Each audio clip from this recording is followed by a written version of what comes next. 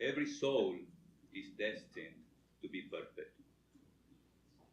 Every soul is destined to be perfect. And every being, in the end, will attain that state of perfection. Whatever we are now is the result or the result of our acts and thoughts in the past, and whatever we shall be in the future will be the result of what we think and do now. But this, the shaping of our own destinies, does not preclude our receiving help from outside. Nay, in the vast majority of cases, such help is absolutely necessary. When it comes, the higher powers and possibilities of the soul, the higher powers and possibilities of the soul are quickened. Spiritual life is awakened.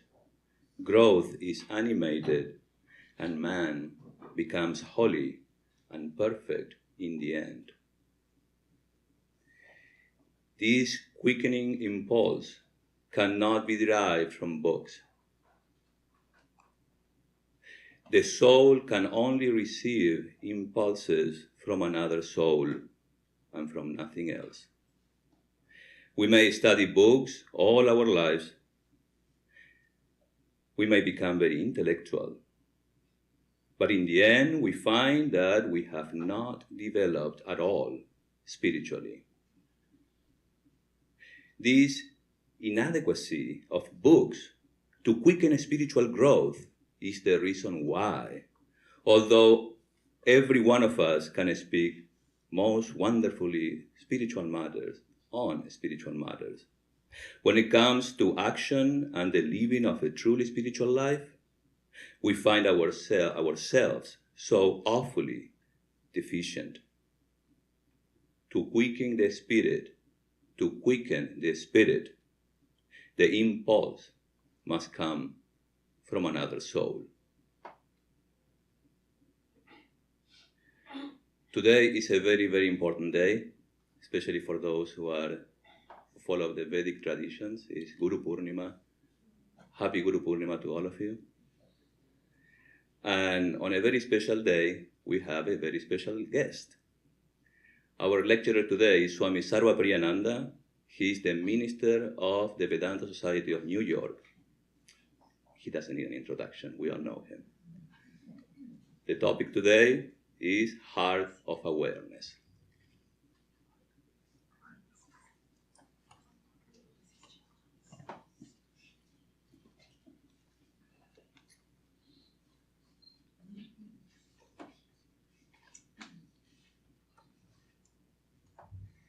Om Guru Brahma Guru Vishnu Guru Devo Maheshwara Guru Reva Param Brahma Tasmai Shri Gurave Namaha. Om Stapakaya Cha Dharmasya Sarva Dharma Swarupini Avatara Varishtaya Ramakrishnaya Te Namaha.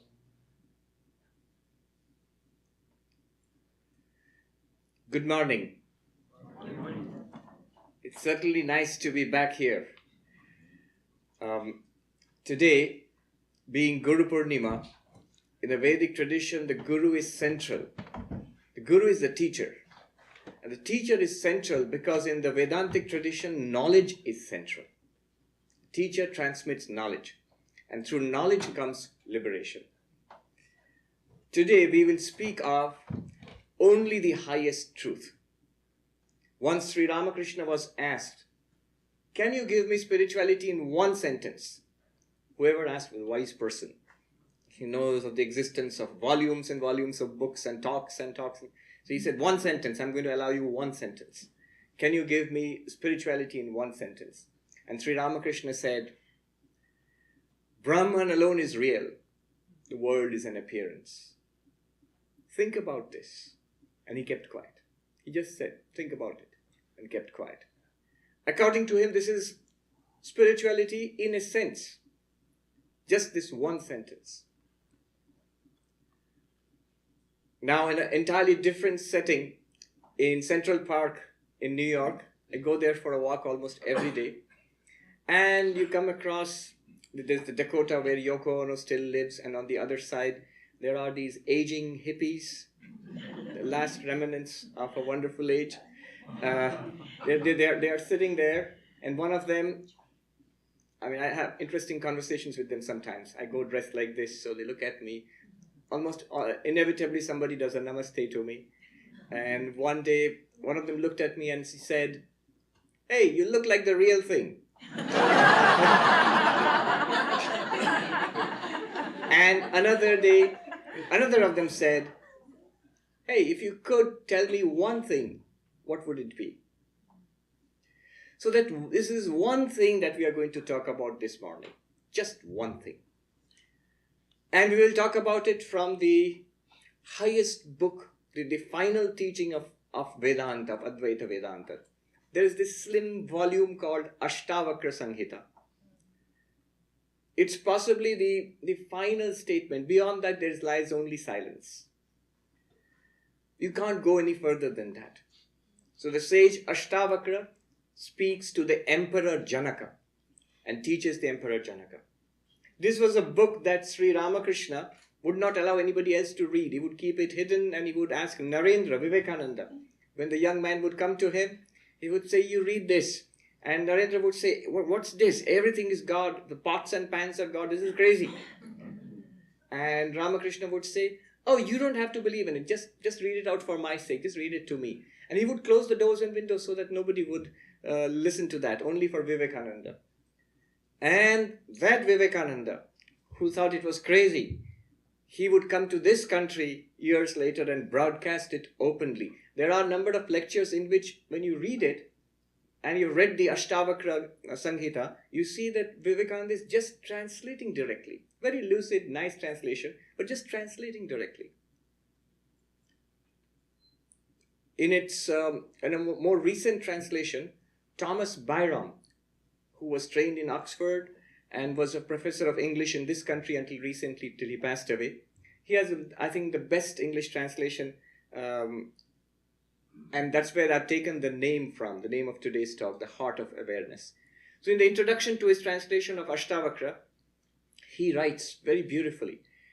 He says, "When all the scriptures of the world have fallen silent, when everything that has to be said has been said, when all that has to be taught has been taught, and they all fall silent, Ashtavakra begins." He says the words in this book, they scarcely touch the paper. They seem so luminous. They appear from light and appear before you and disappear back from the light they have come from. It's really true. It's so direct that when you read the book, it's like looking directly at the sun. It can be very uncomfortable because there is only one thing that Ashtavakra says again and again and again.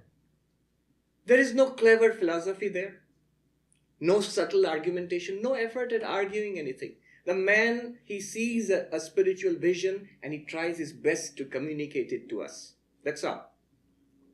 The language is not difficult. It's in Sanskrit, but it's the simplest Sanskrit that you will see.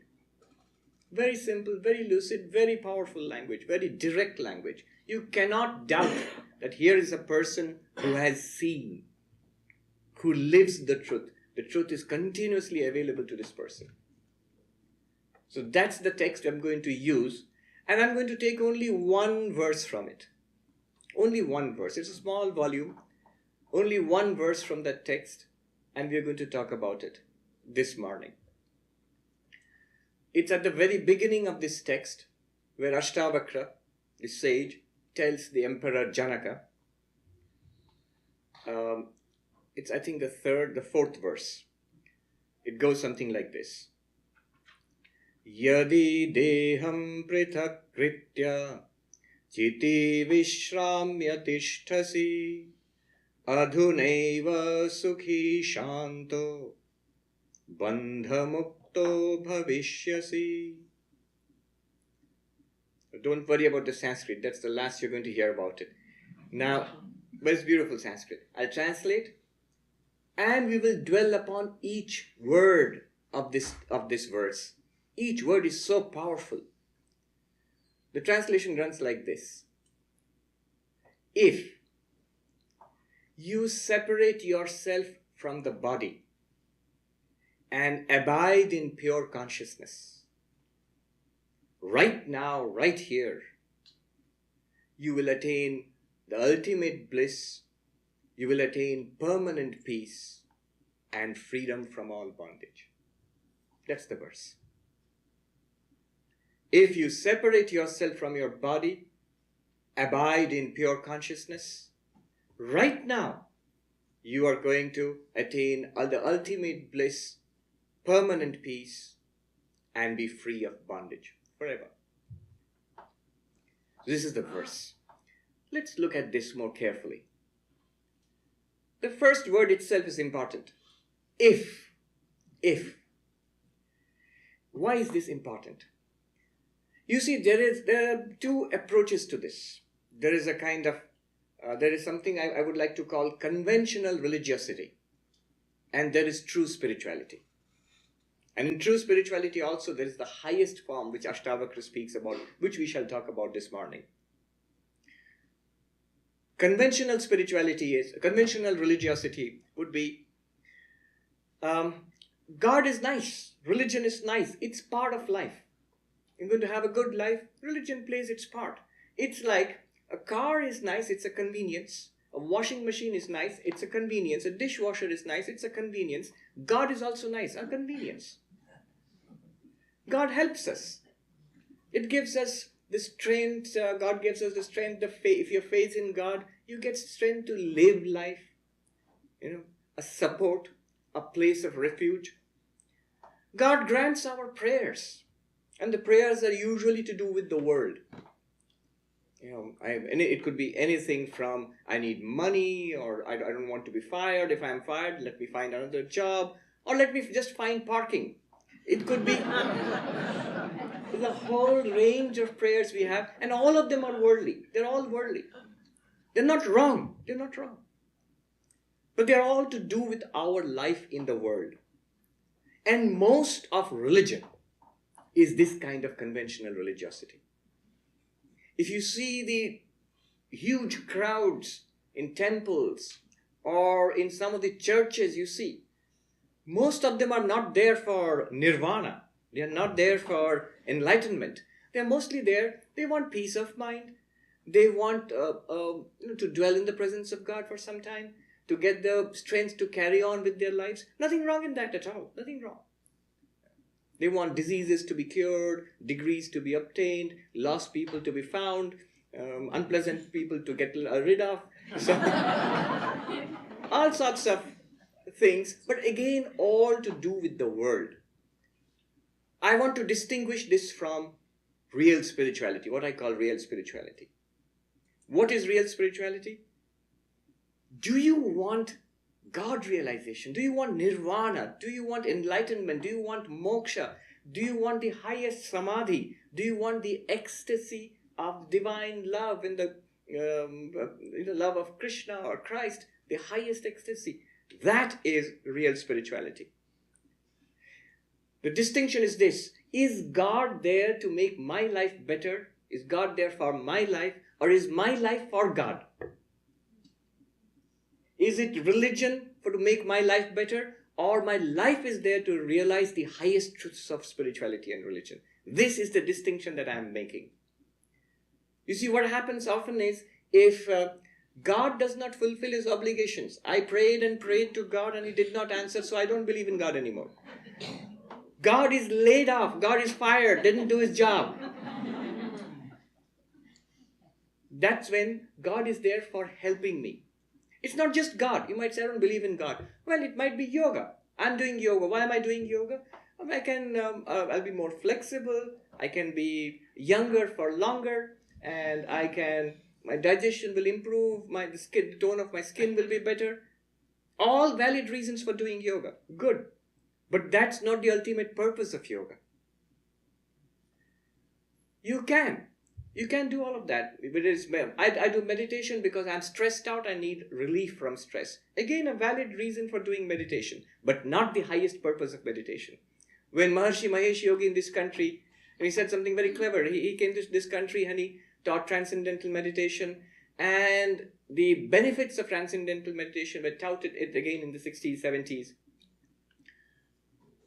And you get relief from anxiety, you get stress relief, the aging process is delayed and your immunity is boosted. And many of these things actually have been verified in medical studies, in papers. There is Harvey Benson, whose famous paper on the relaxation response showed medically how meditation does actually help us to relax. All true. But when the Swami went back to India, other Swamis asked him, "What are you doing? That's not the purpose of meditation. What are you telling them?" And he said, that's what he said, something clever. He said, "I give them what they want in the hope that they will want what I want to give them." You see? Eventually, I hope they'll come around. Why will they come around? Because no matter how much yoga you do, how much gluten-free you eat, how much... Yes. California leads, so it's just sort of coming on the East Coast. There are gluten-free foods coming up there and they're catching up. No matter how much you pray, one day death will come, old age will come, disease is inevitable, disappointment in life is inevitable. I prayed to God and He cured my disease, my cancer. Great. But the skeptic in me says that God gave you the cancer in the first place. It's a big deal He cured it. And there are thousands of cases where God does not cure it. You say, oh, they didn't pray. Some of them did. Or their close ones, their loved ones did pray. It didn't work. So the skeptic in me asks this, that ultimately all of this struggling to hold on to this evanescent life of ours, it will come to an end with or without God. It's not satisfying finally. A mature soul, a sensitive soul seeks something higher. So if you seek something higher, is there an ultimate solution to the human problem? Can permanent bliss and peace be found? Can suffering be transcended? Buddha's quest, all is suffering. Is there a way out of suffering? Can that be done? If that is your quest, that's what Asthavakra means, if. That's a deep if.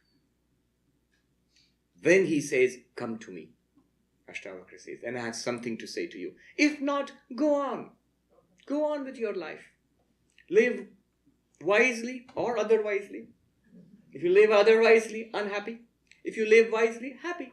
Not too bad. Life will go on. It's okay. If it's acceptable to you, go on. I have nothing to say to you. Asthavakra falls silent. But if you seek the highest spirituality, then come to me. I have something to say to you. Alan Watts was in San Francisco. In his inimitable, witty way, he made a comment once. If religion is indeed the opium of the masses, then the Hindus certainly seem to have the inside dope.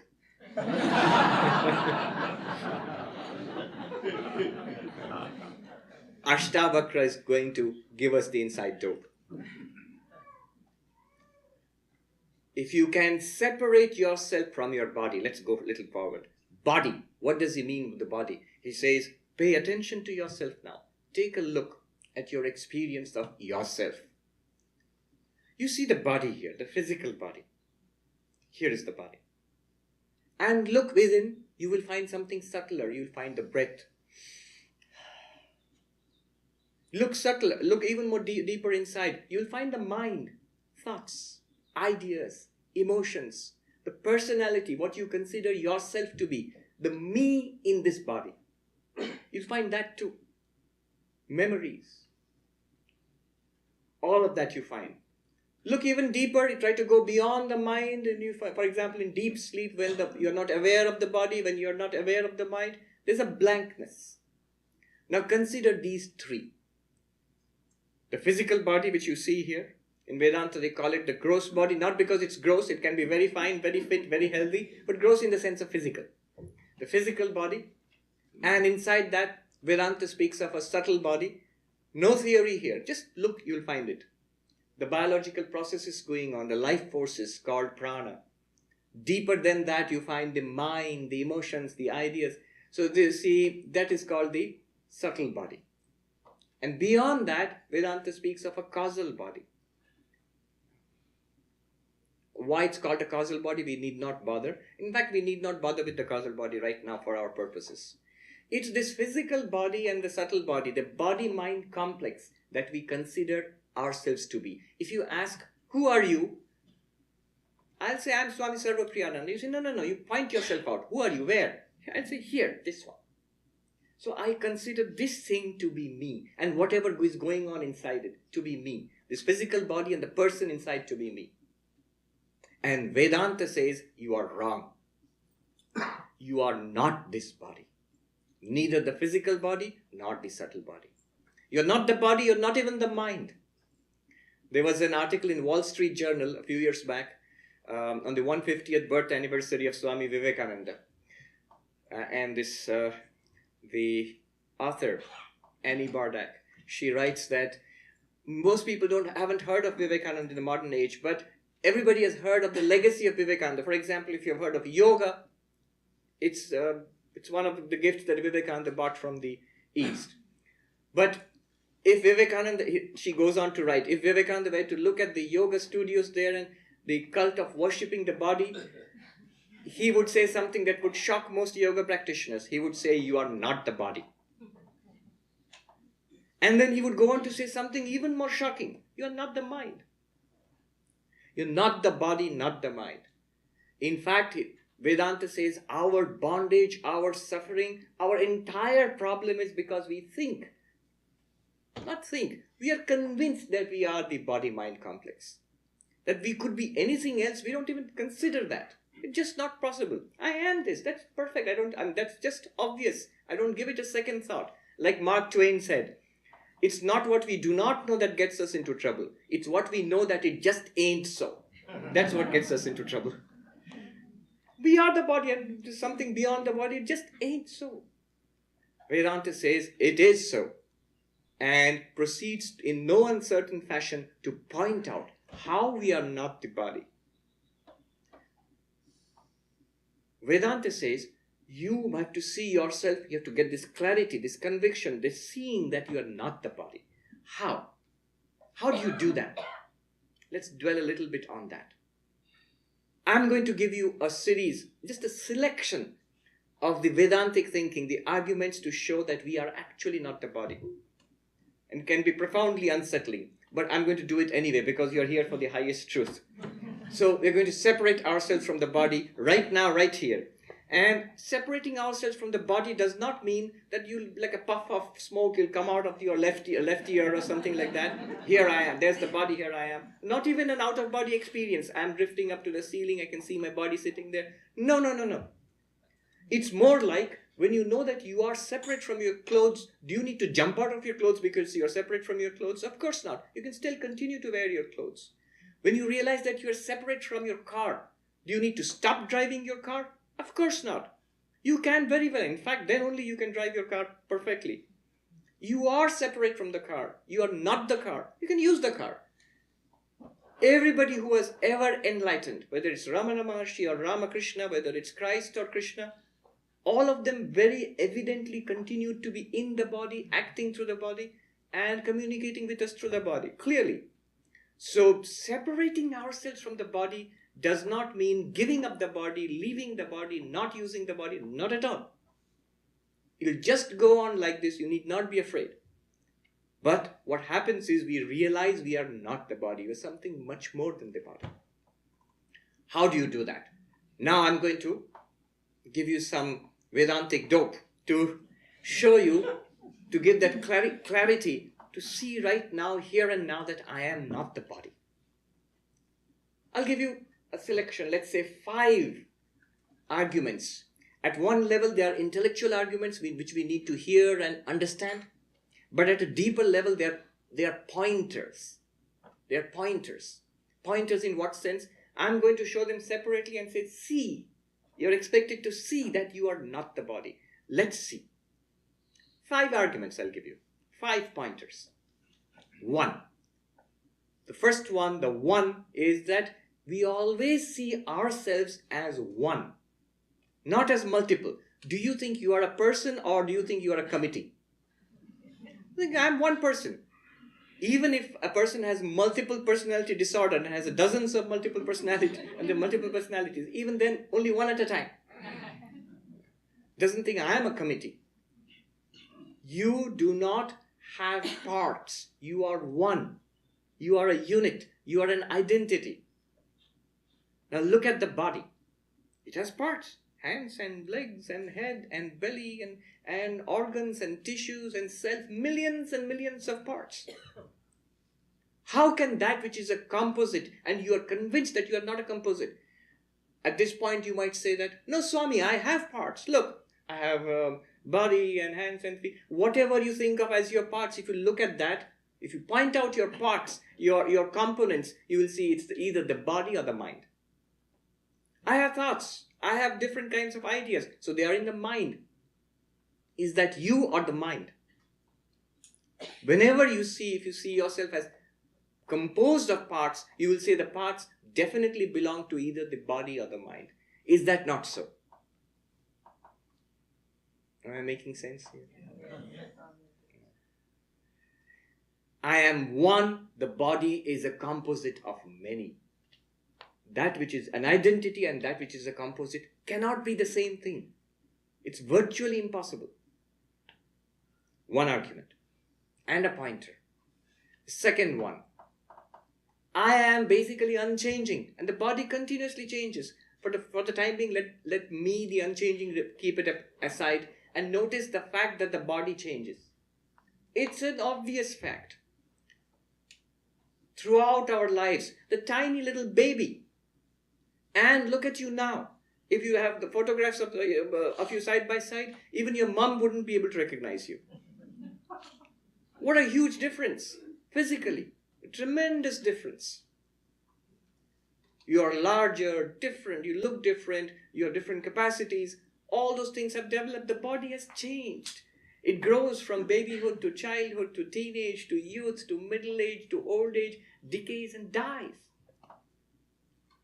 So, you claim that I was that baby. I was that child. I was that teenager. I am this middle-aged person or this old person. You don't say that baby was somebody else and the child was somebody else and this person somebody else. Obviously not. Sounds silly. Such a simple fact. But that I, unchanging I, you say, no Swami, I have changed. I've changed so much. But again, if you want to point out those changes, you will see all those changes are either in the body or in the mind. They are in the body. They are in the personality. You'll say, but I am the person, right? Are you? The very word person means a mask. It comes from an ancient Greek usage where in the ancient Greek theaters, actors would go out on stage and hold these big masks of each character. And the masks had funnels and the actors would speak through the funnel so that the voice would carry and people at the distance would know which character is there on stage. In fact, the very word persona means sound, through which sound comes literally. It's a mask used for acting, and that's what we call personality. It's not you. It's the mask. It's not me. It's the mask that I, the awareness, wear and present myself to the world. That mask can change. It does change. But you, the wearer of the mask, did not change. You are unchanging. The body is continuously changing. The physical body is changing. The subtle body is changing. In fact, the physical body is changing every day. New cells are formed, old cells in their tens of thousands, in their millions, is shedding cells and generating new cells. Minds change. How enormously our minds have changed. Remember what you were like when you were a teenager, little boy or little girl? What you thought of, what was your knowledge, what was your idea about the world, what did you like, what did you dislike, what did you want in life, and look at your mind now. There is a great difference. Minds have changed. If the mind has changed so much, it could be another person's mind, and yet you say, that was my mind and this is my mind now. That's what I thought then, this is what I think now.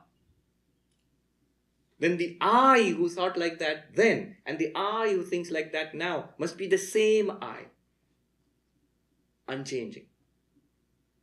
When you are unchanging and the body is changing, body is the name of a stream of physical changes, the mind is the name of a stream of subtle mental changes. You, the unchanging, and the body, the changing, how can they be one and the same? They cannot be one and the same. Second pointer, this is the second pointer. That I am basically unchanging. My life reveals that to me. What I consider to be changing about myself is either the body or the mind, the personality that has changed. Third,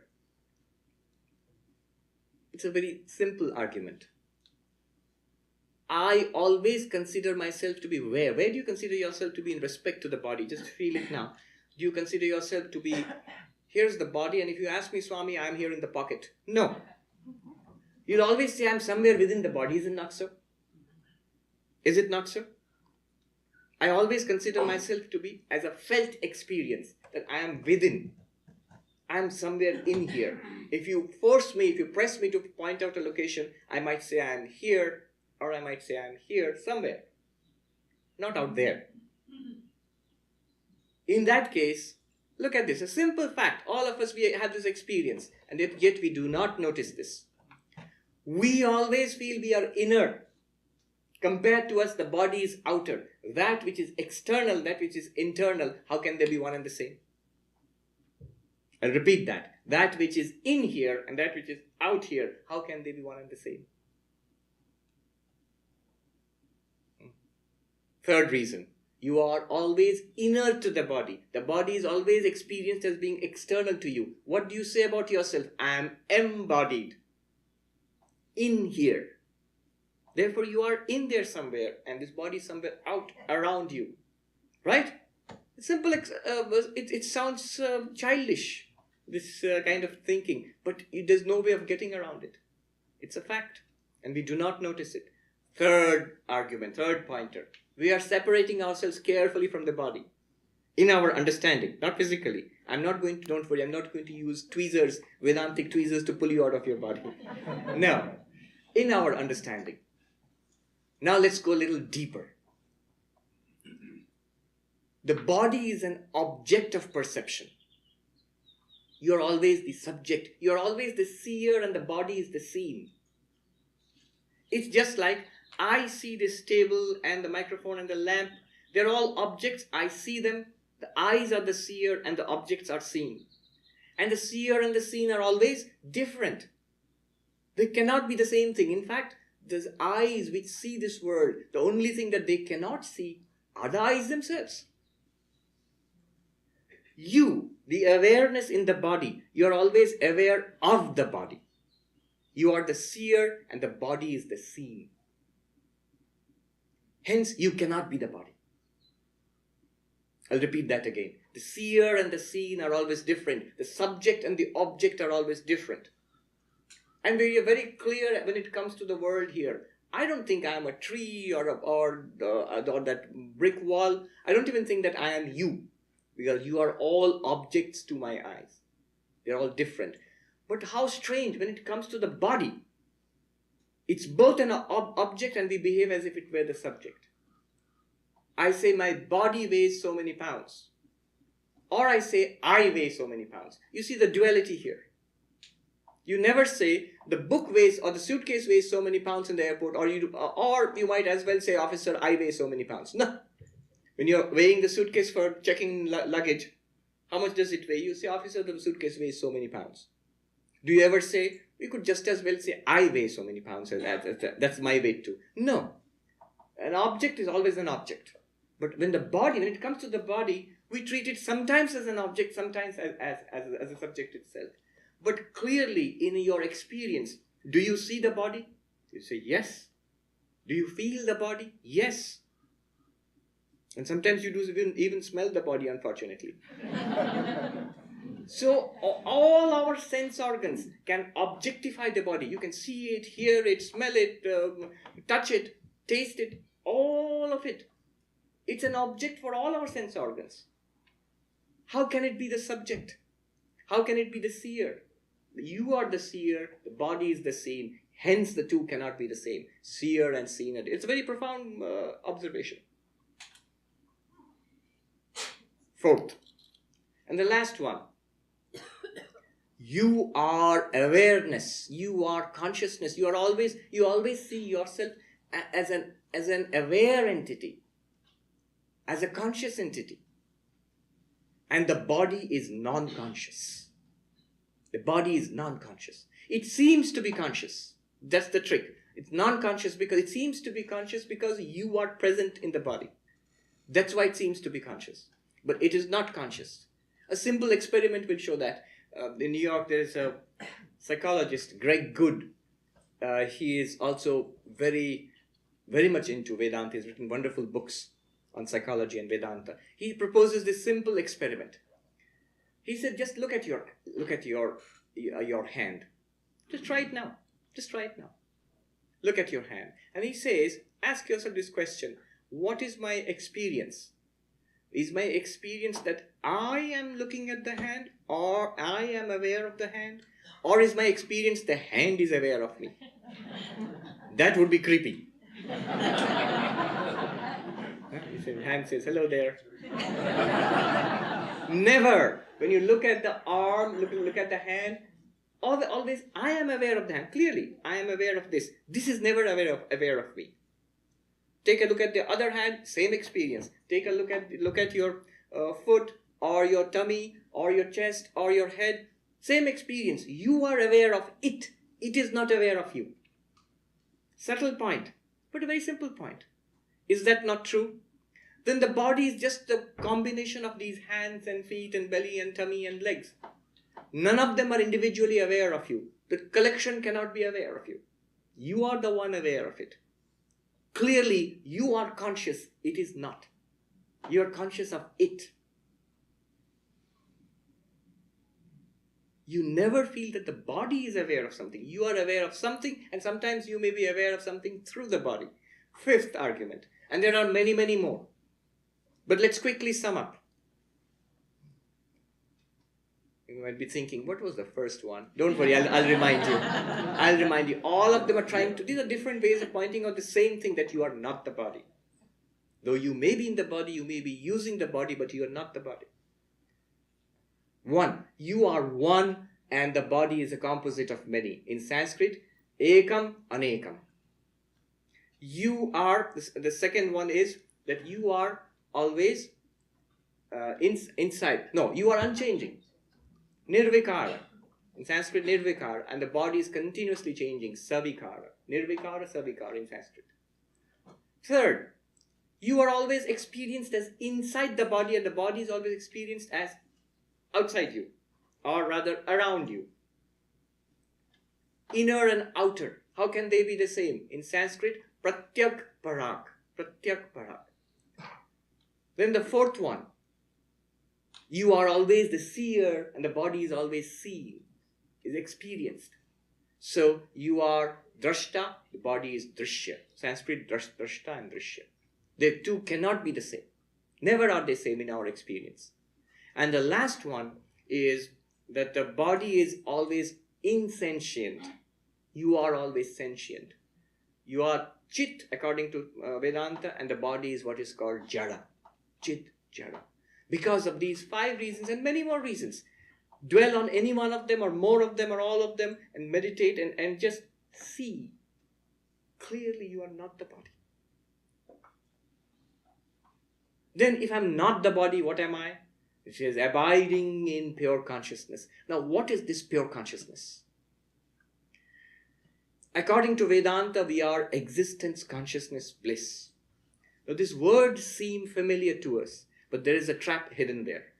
Because why the words seem familiar to us is because we have experience of existence and the existence of things. Here, the table exists.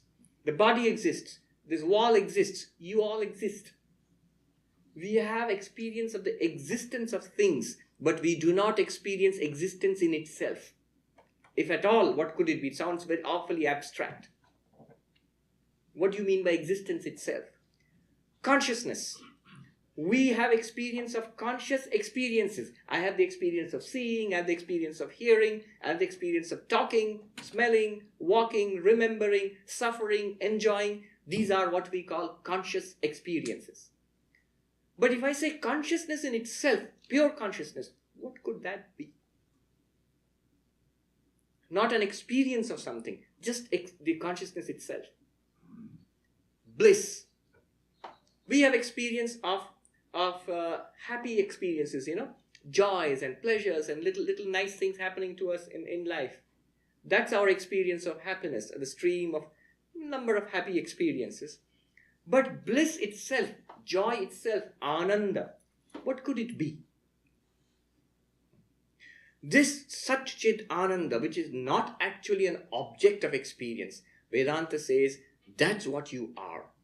Vivekananda said, it's not that the absolute Brahman is not that it exists, it is existence itself. Not that it knows something, it is knowledge itself. Not that it is happy, it is happiness itself.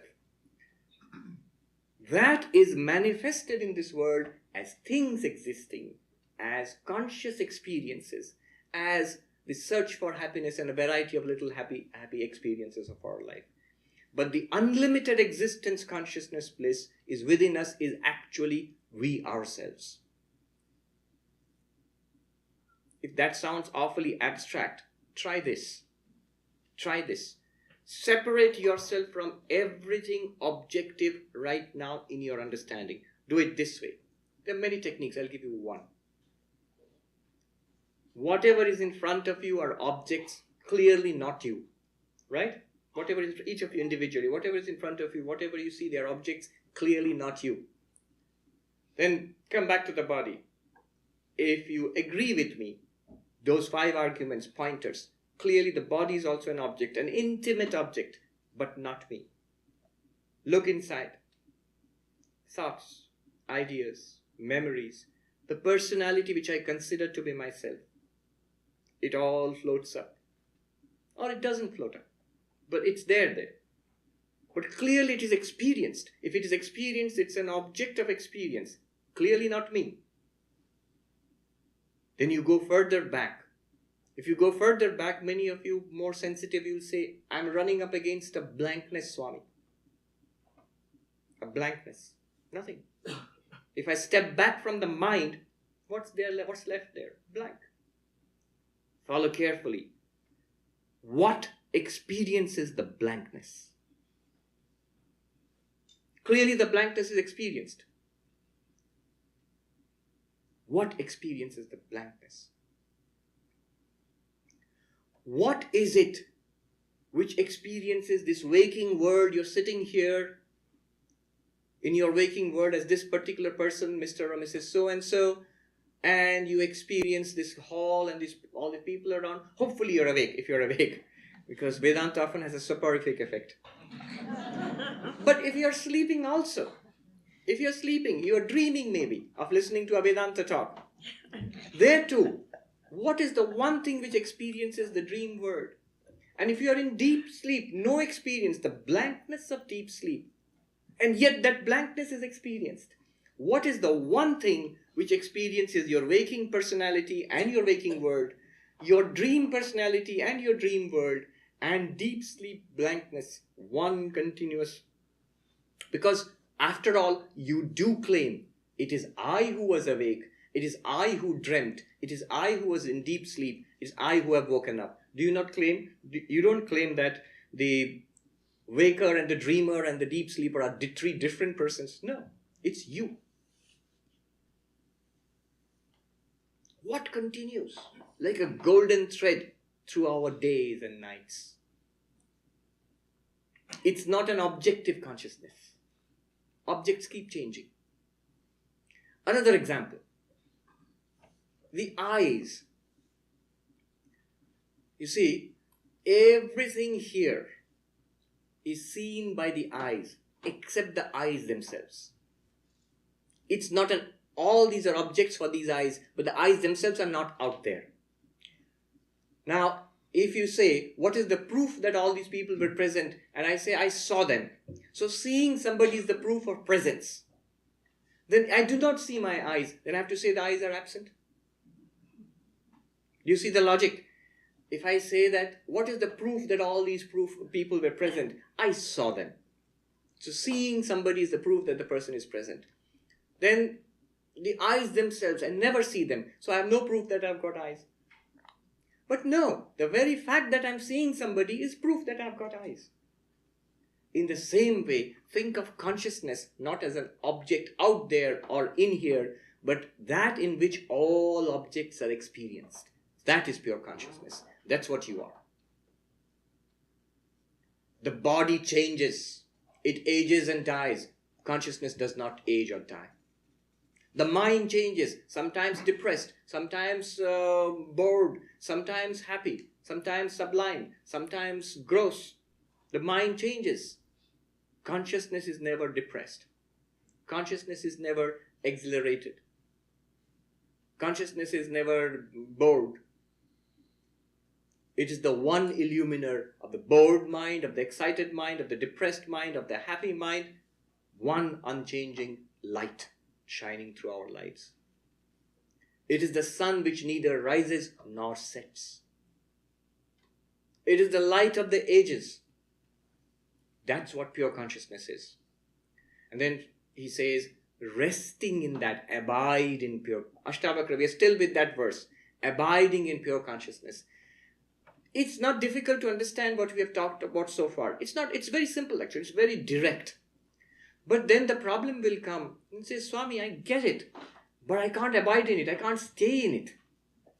The moment I walk out of the Vedanta society into the freeway or back home or in the office, I am back in the body and the mind and this world and all its troubles.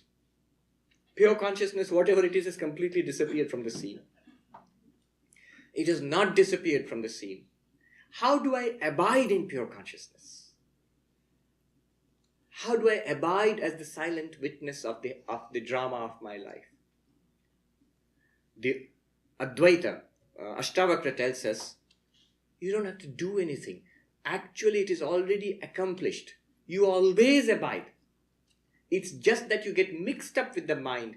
It's the mind which says that I have to abide as pure consciousness.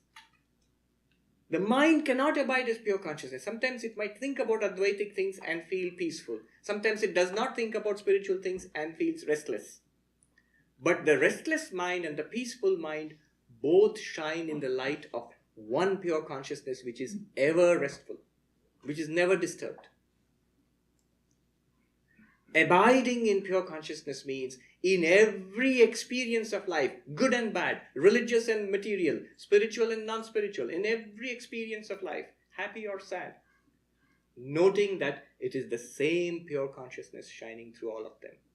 All of those experiences are experienced in that one light, just as the same pair of eyes experience everything, see everything that you see in life.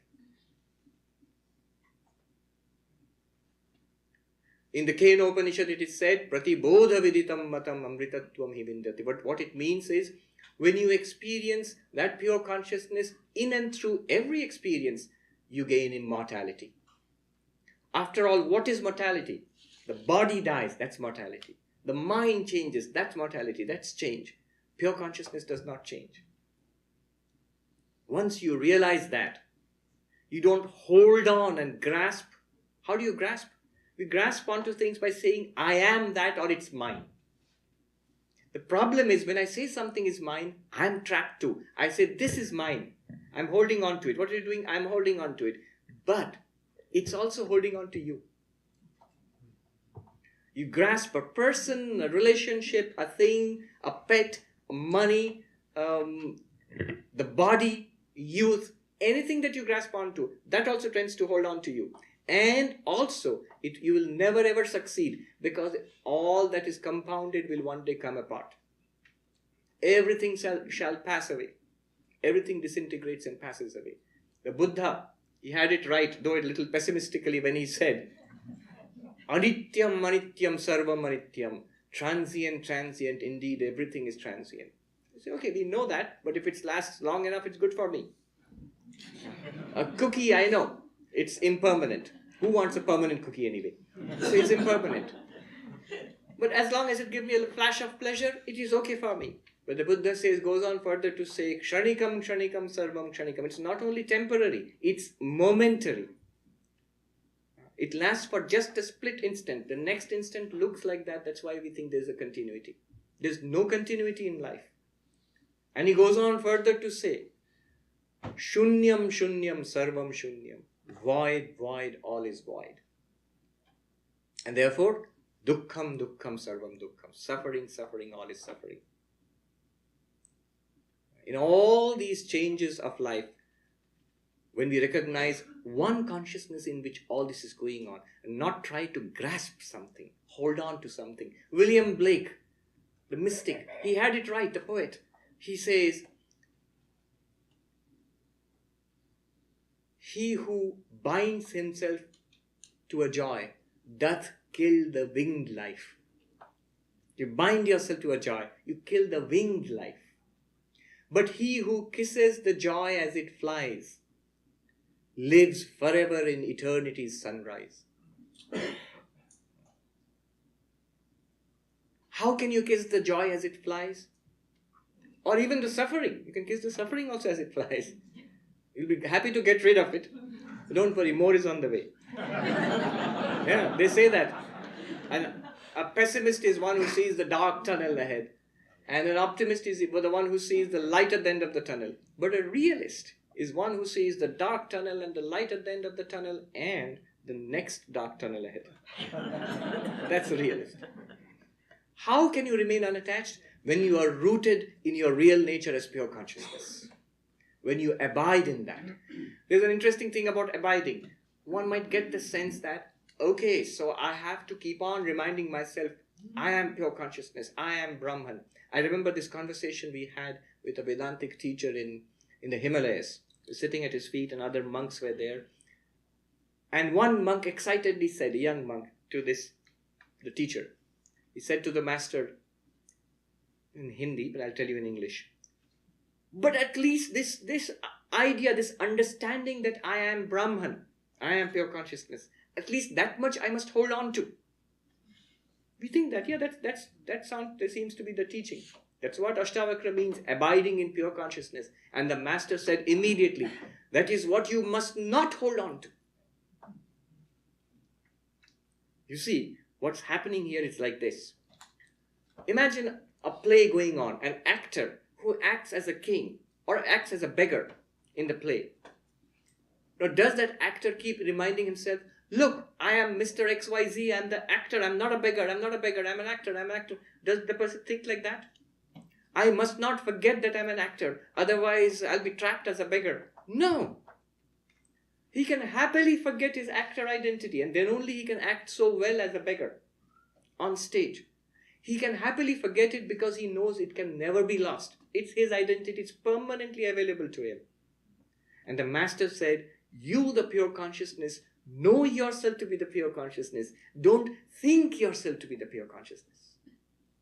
If you think yourself to the pure consciousness, you know what's happening when we say we must hold on to that? It's the mind thinking that way, that I want to be pure consciousness. That's a nice thing to be. The mind can never be pure consciousness. The body can never be pure consciousness. The pure consciousness is you all the time, and you can never be anything else. You don't have to try to be pure consciousness. You don't have to hold on to the idea that you're pure consciousness. Indeed, Asthavakra tells us, your only bondage is that you're trying to get liberation. Actually, literally, he says, your only bondage is you're trying to get samadhi. If you're pure consciousness, if you're Brahman, does Brahman need samadhi? No, absolutely not. That's the level from which Asthavakra speaks.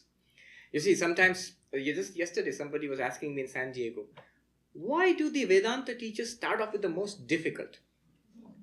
The logical thing is to explain the easiest and then the next one and the next one. It's because the Vedanta teachers don't think in terms of difficult and easy. They think in terms of direct and indirect.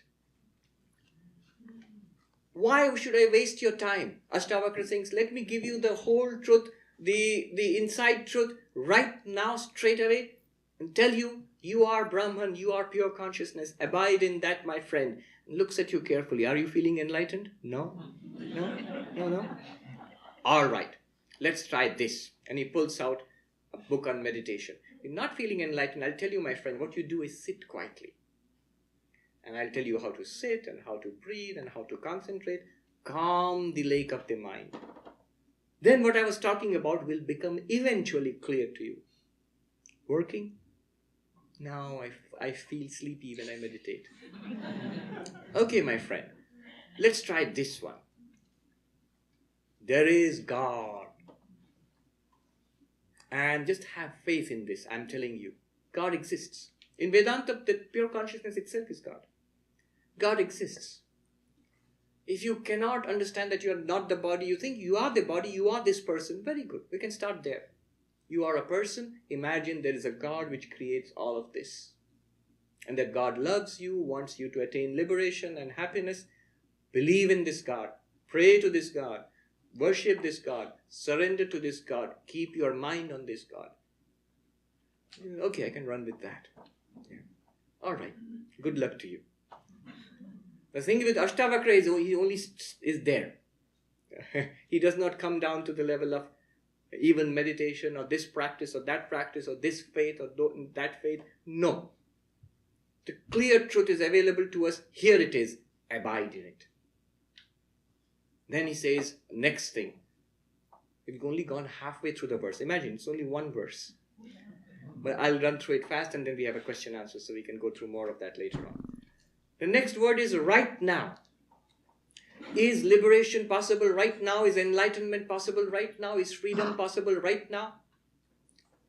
Or does it take a lot of time? Almost all of us are convinced it takes a lot of time because we have read of the lives of great spiritual practitioners who meditated and meditated for years and years and years, who struggled so hard. So we think it's a long journey there. How long does it take for the wave to become water?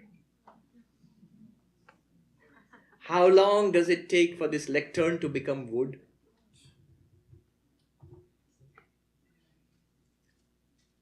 Not long at all. Instantaneously, all that you have to do to become enlightened is to know that you are pure consciousness. Just that. Step aside internally and in your understanding from the body-mind complex and see that you are ever the unchanging witness of the body-mind. And right now you have freedom. It's possible right here, right now. Asthavakra is an impatient man. He says it is an extraordinary thing is available to us all the time. Then why wait for it? He does not believe in a post-mortem spirituality. After death, you will go to a place, nice place called heaven, and that's the goal. No, no, no. Not interested. I'm not signing up for that. Vivekananda, when he came to this country, remember to the end of the 19th century, a very different country at that time, he shocked and scandalized people by saying, I have not come here to teach you how to go to heaven. In fact, I have come here to teach you how to stop going to heaven. Because the Hindu idea that once we consider ourselves to be an individual being, a jiva, in this body, as the body dies, then we actually do go to another place.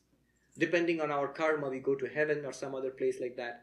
And then from there, we are reborn again in the body, and this cycle continues. Birth and death cycle continues. The understanding of moksha, of liberation, is the stopping of this birth and death cycle. In Vivekananda's words, stopping going to heaven. Give up this habit of going to heaven and hell and back to earth again. Stop that. Adunaiva, right now, it is possible. When the penny drops, understanding, and you get it. What is the nature of this liberation? Sukhi Shanta. Ultimate bliss, we'll talk about that later. And pure and peace. Shanta means peace. It literally means, peace means overcoming suffering. Attainment of permanent bliss. The joy unspeakable. You see, when you talk about a cycle of births and deaths, and that has to stop, and that is liberation. Many people, especially in this country, you brought up in Abrahamic traditions, you might say, I don't believe in all that, many lives, and maybe I do not believe in it. I only see this one life. Can you redefine liberation for me? So Vedanta redefines liberation as, forget the cycle of births and deaths. Right now, can I transcend my sufferings? I'm using the word very carefully, transcend my sufferings. And can I attain to permanent joy and peace and happiness? Yes, and that is liberation. Bandha mukta, free from bondage. You will be free from bondage. Just a couple of lines and I'll end. What do you mean by free from bondage? What is freedom and what is bondage?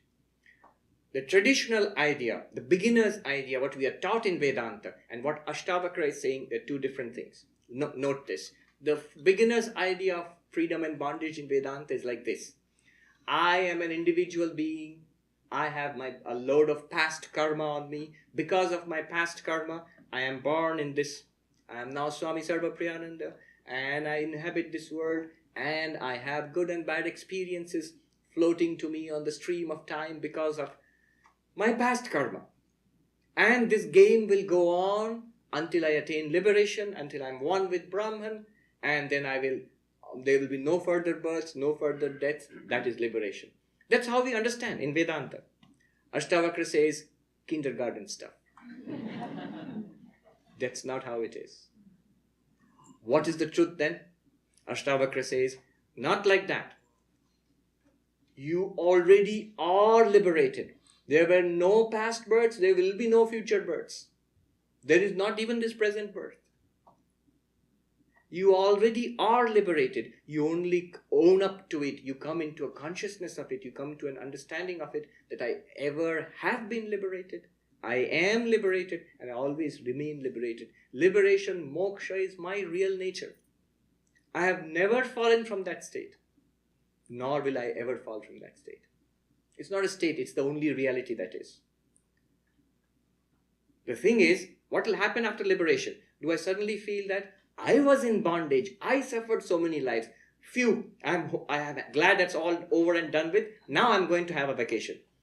Is that liberation? Asthavakra says, no. When you are liberated, you will clearly see you have never been in bondage. The highest truth. There's nobody in bondage. There's nobody who attains freedom. There's nobody who is struggling to attain freedom. It's all one consciousness and a play in that consciousness. You are that one consciousness. Just one verse. It's just one of the opening verses in Asthavakra. Om Shanti Shanti Shanti Hari Om Tat Sat Shri Ramkrishna Arpanamastu.